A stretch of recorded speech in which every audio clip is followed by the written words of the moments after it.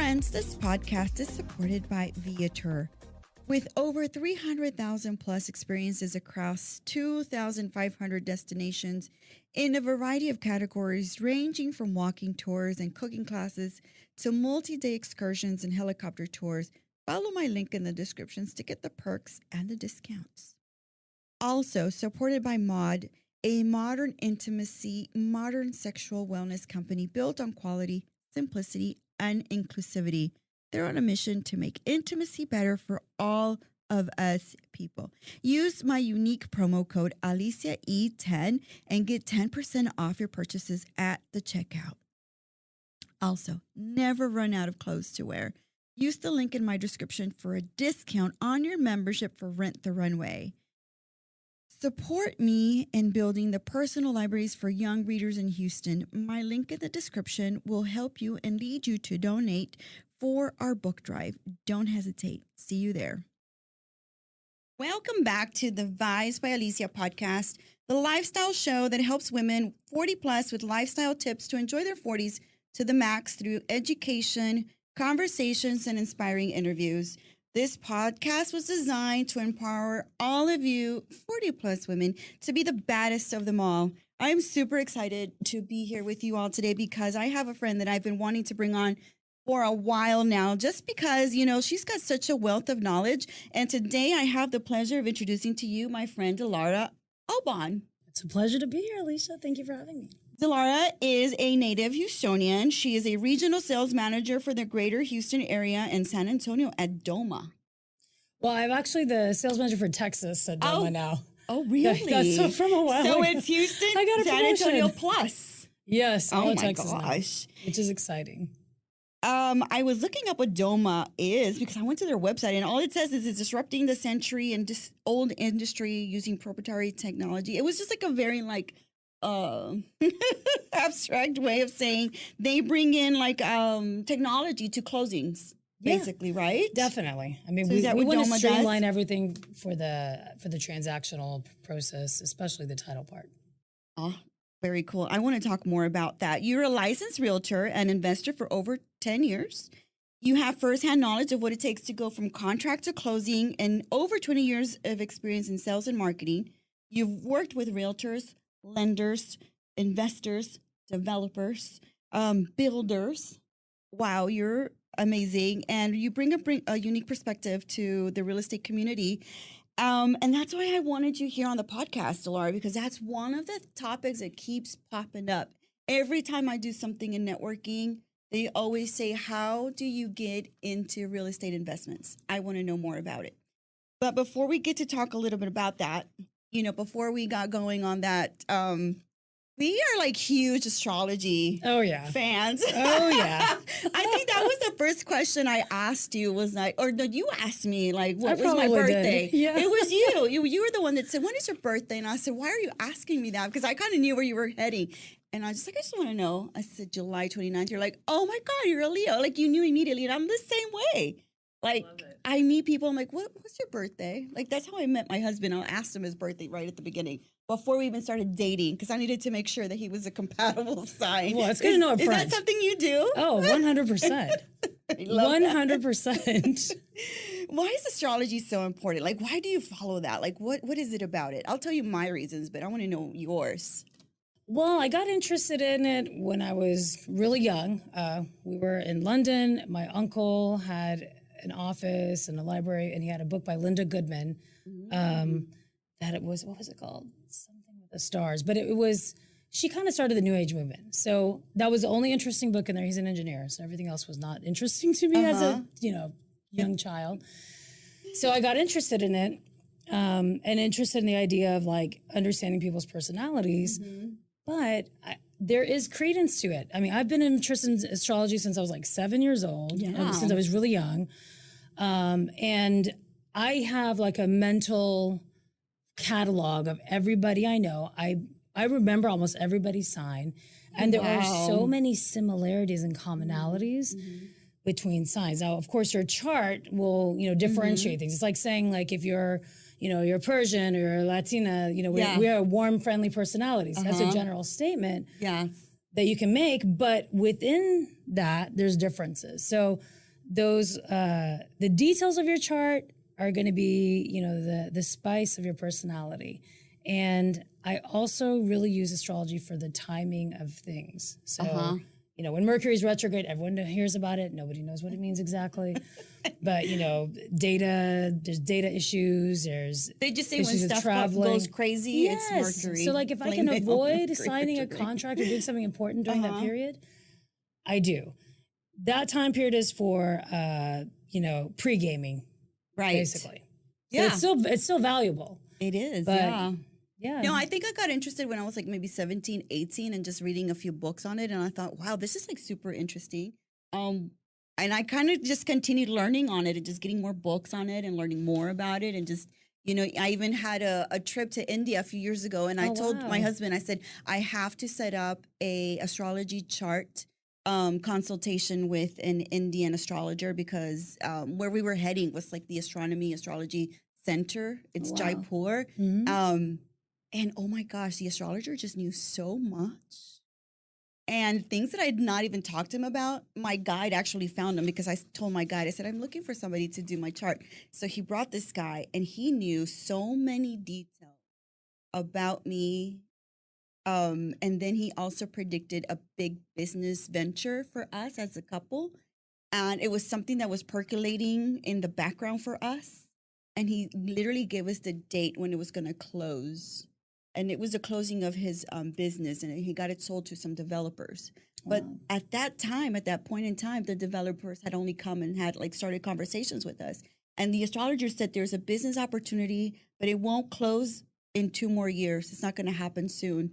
And we looked at each other like, what would this guy know? Like, what would you tell him? Well, because there are things in your chart that say that. And Vedic astrology is really interesting because astrology as its practices in India is a little bit different than Western astrology, but it's the same concepts. You'll have certain things in your chart that are indicative of, most people who have this alignment, this planetary alignment, tend to leave home young, so it's very, very interesting. And you can get so micro detailed, which is why, like with dates, you can give exact dates because there's certain transits happening where, hey, this is a great day to, around this time is a great time to start a new business or to not start a new business, or you might meet someone and get in a relationship around this particular time, which it happened. Yeah. No, exactly. Which is crazy because my astrologer told me when I met my current partner, my astrologer told me about it. Oh, really? Yeah. So you have an astrologer that you consult? I have been going to him. His name is Kevin Casey, and I love him since I was for like 17 years. 17 years. Wow. So he's very good, and he's very good at interpreting. It's not like a psychic. I mean, you really have to pull a chart. They use a program that NASA's it's created. A lot more complicated than it sounds. Yeah. And I think a lot of people disregard it because they say it's like voodoo science or whatever. But there's something to be said. That's why. There is something to be said at the accuracy that they have in really figuring things out. And it's just so interesting to me. And so I think the next episode we do together will be on astrology. Oh, I'm down like James Brown. Let's do an astrology party. And I'm then down. We'll just do a little bit of I'm so audio down for it. I would love that. So the reason why I wanted you to come in today, Delara, was because, sometimes we're out there, we're talking to people, we're getting to know people. But one of the things that always pops up is people always want to know, how do you get started in real estate, for example? What are you seeing right now as the trends for real estate in 2023? What do you see trending? Well, so there's a couple of different aspects of that. The real estate trend in the market, and then real estate as far as realtors go and investors go. Okay. So our real estate market has shifted considerably because of a rise in interest rates. We also had, because of so much movement that we had coming to Texas and to Houston, we had kind of an artificial raise in prices because people were coming here with a chunk of cash. They sold a house in California for $1 million, and that gets you a lot more house here. Right. So we had really high prices. Some of them, were being sold at $75,000, 20% over list price. Yeah. and lower interest rates. Now the interest rates have come up, but prices have come down. So what most people don't realize, and everyone's, people like to freak out when they watch the news and, and of course we have sensational journalism that it won't sell if it's not exciting, I suppose. Yeah. Or scandalous. So now it's kind of balanced. I think with the lowering of the cost of housing and an increase in interest rates, an average buyer's payments are going to be about the same. There may be $30 to $50 difference. Okay. So that's important for people to understand right now who are like, oh no. And those low interest rates were anomalous. That's not normal in a market. Also in Houston, we've had 11, 12 years of a really good market. Real estate in general has a 7-year cycle. Oh, so it was bound to happen. And the market's correcting itself. So I'm hoping more people see that. And, everything calms down usually. And after the election, I'm sure things will. Of course. Yeah. Is it a seller's market or is it a buyer's market right now? What do you see? I would say it's probably, compared to last year, it's more of a buyer's market because sellers are not going to get what they could get last year. And it's hard to say it's a buyer's market because interest rates are higher. Mm-hmm. I would still say, though, it's more of a buyer's market. Oh, okay. Would you say that the interest rates that we are at right now are probably the ones that are pretty normal for what they used to be, but because COVID brought them down so much that people just became so accustomed to seeing those interest rates for COVID as opposed to what they are now, which is more of a more realistic? Well, what do you think? It's a little hard to say because, so I remember back in like 2011, 2012, having pretty low interest rates as well. I had a client who got through a credit union, but I get 2.5% interest rate then. And then it fluctuated up to about 4 or so. So in the last 10 years, that's kind of been the trend. There's been that fluctuation. But if you go back 20 years, in the 80s, I heard of people who paid 12%, 18%, 21% interest. Right. So this is not bad. This is not bad. I don't think it's hard to say what a norm is because interest rates are so dependent on, our economics here and global economics. So it's hard to say it's normal, but it's definitely on the lower range. Okay. Historically of what interest rates have been or could have been or could be. Yeah, and I hear realtors now are like suggesting that if you purchase now, then you can refinance in the future. If interest rates get lower, yes, you can. And there's plenty of lenders that are offering amazing products where, you can refinance with them up to 2 or 3 times at no cost. And usually refinance costs a couple $1,000. Right. So everyone is working around the situation to make real estate, make home buying accessible to more people, which is a good thing. I just got back from DC and we go every year for the NAR conference. We have our real estate political action committee there. So, we've made some really big changes and progress legislatively to ensure private property ownership rights, keep the cost of, homeowners insurance low. Right. So it's important work that we're doing. And because of that, when you look at the whole picture, I still think we have a pretty balanced market, especially in Houston. Do you find that it is just much more difficult for people of low socioeconomic means to just figure out a way to make home purchasing a dream? Yes, absolutely. And what do you think is standing in the way? What can we do as people out here just to kind of make it, I don't know if we could make it easier, or how can we encourage programs, or do we vote, or what do you suggest that we do in order to make that process a little bit more accessible? So number one is education. I think that people of lower socioeconomic status tend not to have the, balancing a checkbook, that's old school term, right? These things are not taught in school. They're not taught as part of everyday life, and they are. I think people who grew up with generational wealth, that kind of mindset and thinking is encultured in them, right? Yes. You grew up, your parents, your grandparents think a certain way and have a certain mindset. So when you're of lower socioeconomic status and you don't have as much money to play with, and our our middle class is shrinking, unfortunately. The other side of that is I read an article recently, I don't recall where it was, but it said that the average income in like 1980 was around $50,000 to $55,000, and we're about the same right now. Ah. But a car, my dad told me he bought a Ford Fiesta when he was in uni for $3,000 to $5,000. How much is that now? Right. So people are making the same money. Housing is exponentially increased. I mean, even the last 10 years here, it's increased. Cars, the pay hasn't gone up. So there is a lot of challenge in getting out of that situation. But if you don't have generational wealth, the easiest way to do that is to start investing. That's how you're going to get out of that gerbil, that hamster wheel. And let's talk about investing, because I think that's one of those things that always comes up in terms of like generational wealth and like talking about how do we make our money work for us. And I think real estate is always one of the most sure ways, right? To kind of, because of course, you know, you buy and you hope for something to appreciate, and then you can sell it and make some profit off of that, right? So I think that's kind of the concept behind that.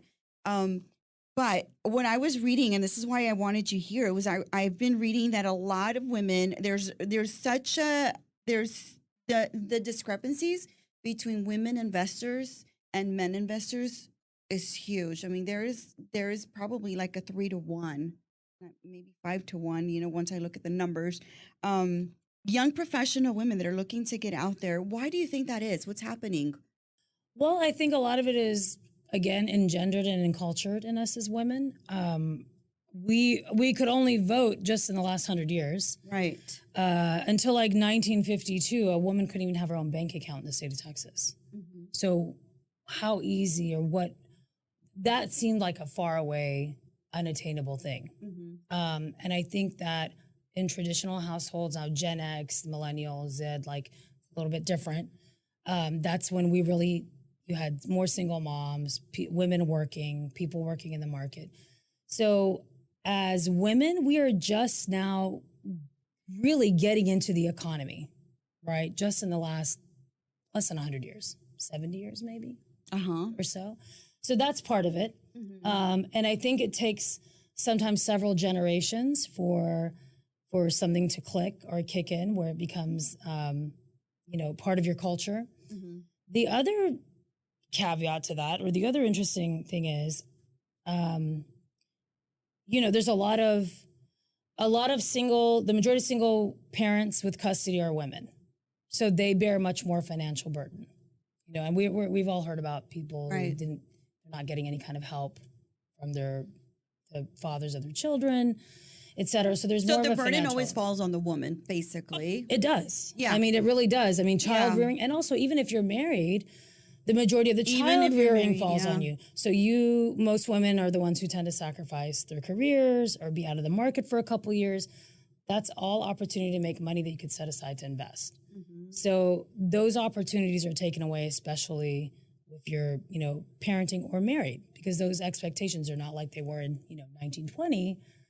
But those expectations are still there. I still hear people. I do too. Right, you hear men. There's this whole movement about men who want women who, So I'm not even gonna go There's there. a no, but There's you're a right. big anti women movement, and they want their wives to be at home and et cetera. Which, if a woman wants that is fine. What is that guy, Andrew Tate? Oh my God, he has created a movement of these people. Like, it's just ridiculous. But but you see where it got him. Yeah, so. no, yeah. Well, I don't know. Where is it getting him? I have no idea He's where in that guy jail. is going. Is he still in jail in Romania? Yeah. Oh my gosh. Yes. That's sweet that justice. name came up with my boys, and I was like, where are you boys going with this? And they explained to me what was going on. I'm like, oh, okay, I see what's going on. I think most of the younger generation, boys, men, they don't have that mindset. I mean, these are some people who are trying to hold on to something that no longer works. And women now more than ever are okay not getting married, okay being single, whether they have children or not, okay even having children in alternative ways. There is a recent study that said the happiest demographic of people in our society are single women without kids. Yeah. The least happiest men are single men without kids.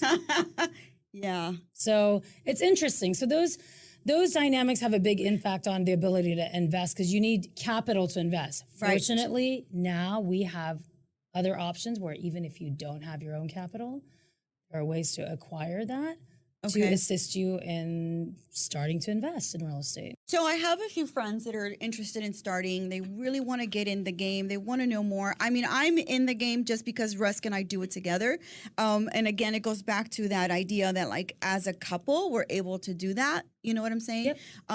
But we're also like an older couple now. Our kids are in high school. One is in college. Like we're at a point where we can like definitely like just let go of like of some money to invest, right? But how do women like who are younger and like looking to do some investments for themselves?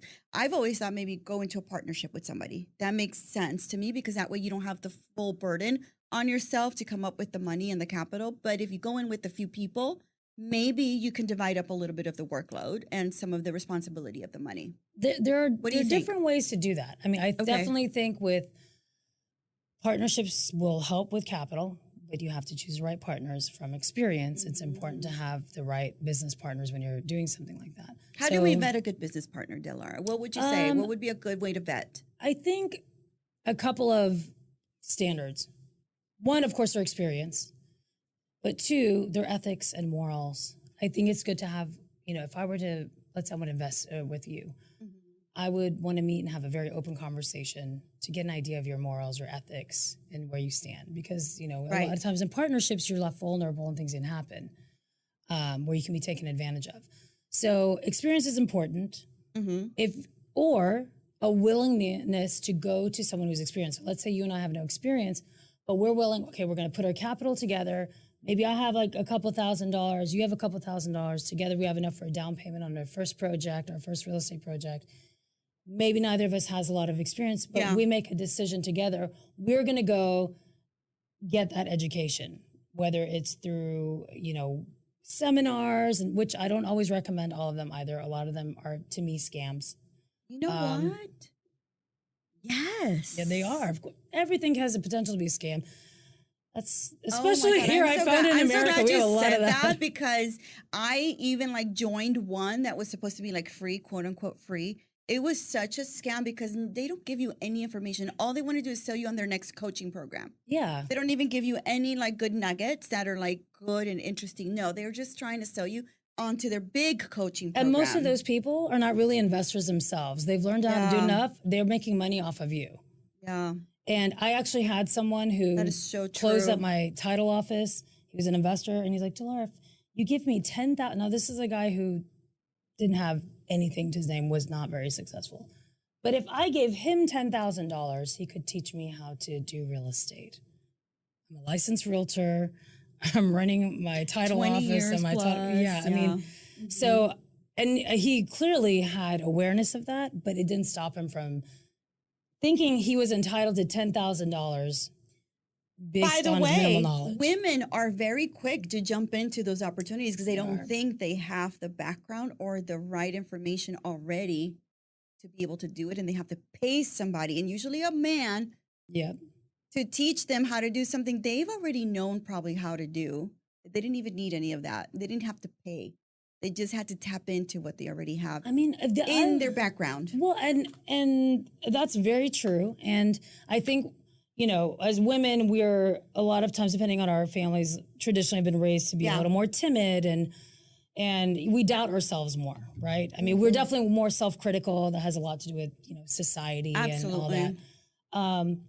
However, I would recommend anyone who doesn't have experience, go talk to other professionals in the business, not a coach, not a program. And if it's a program, make sure it's vetted. Ask other real estate professionals, people in lending, realtors, who are like, advice. They're like, okay, this person is legit. They have a really good program. Like I actually know of someone who has an investment like school, and she's legit.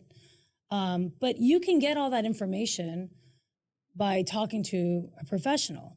I would recommend, if you really want to do something like that, partner with a realtor. That's what they do. And most realtors don't invest like they should either. So you'd be helping each other out. Why are they not investors? That's always kind of like a question for me. If you already in there, you know where the houses are, you know where the market is going. I would say, why don't you go in and just become an investor yourself as well? If you're a full-time realtor and you're successful, it's extremely time consuming. I mean, it's a 24/7 job. So I think for some people it's time constraint. For other people, they're like, oh, I can just, do what I'm doing and make good money. It's also intimidating if you are, depending on what kind of investment you're doing. A flip can be intimidating if you've never done it, especially for women, because traditionally, I mean, I was fortunate. My dad made me do everything. Yeah, my which dad is good. was the same way with me. Yeah. Yeah, so I'm not afraid of trying to fix No, things. he But always made me do everything that anybody could do. Like we were like laying tile and we were like putting Yeah, shingles so- on roofs. And like my dad just brought me along, and it was there's no difference between like a boy and a girl can do this. My daughters can do everything. And I was raised that the his same goal. way, which is probably why, I mean, we're very similar in so many ways because of that. Yeah. But unfortunately, not all women have that, in their families. And so I think because of that, they are more susceptible to scams. But there's plenty of men who've fallen for it too. So my recommendation is, before going and giving away 10 grand to someone or signing off your first child to whoever, go to find a friend who's a realtor. Everybody knows a realtor. Yeah. Find a friend who's a realtor and partner with a realtor. Hey, can we partner on a project? You help me out, I'll do the legwork. That way you learn. The realtor can help you out, but if there's time constraints, you're doing that stuff, they're sharing their knowledge. And you're equally putting in financially into it.